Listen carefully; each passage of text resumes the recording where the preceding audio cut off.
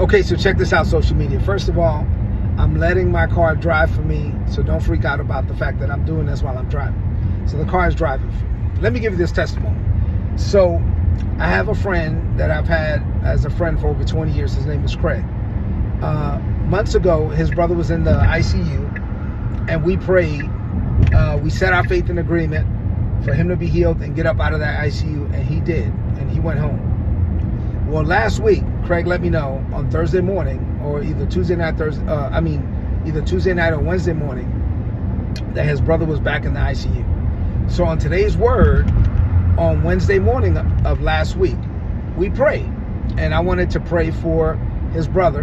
His name is Matt, so we wanted to pray for Matt. So we started praying for Matt, and we set our faith in agreement for him to be healed, for him to receive healing, for him to get out of the ICU. And I got a text message from Craig that night saying that he was getting better. So on Thursday morning, I changed the prayer up. We prayed again, but this time I prayed and I spoke to Matt's spirit, because I knew that Craig was going to be able to play that for him. And I spoke to Matt's spirit and I said, Matt, listen to me. I need you to receive the healing. I commanded healing over his body. I commanded the manifestation of God's healing over his physical body. And I declared that he would get up out of that bed and walk out of the hospital in his own power. That was on Thursday morning. So Craig told me, he just told me right now, that he played that for his brother over and over and over and over again. And on Thursday, the same day that I prayed that prayer, he got up out of that bed and walked out of the hospital in his own power. Now, why am I sharing this testimony?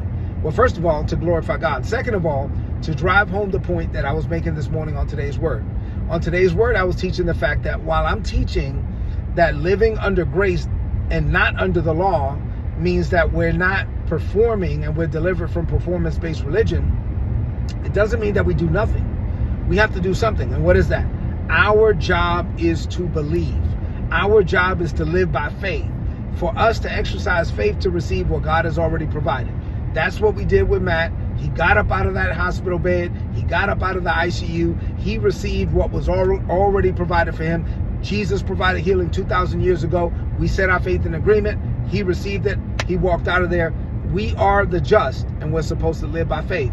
That's how we're supposed to live. So to God be the glory for the things he has done. And this is just a reminder that God does everything by grace. Grace is unmerited, undeserved. It is the free favor of God, but we got to receive God's grace by faith. By faith, we lay hold of what God has already provided. Say amen to that.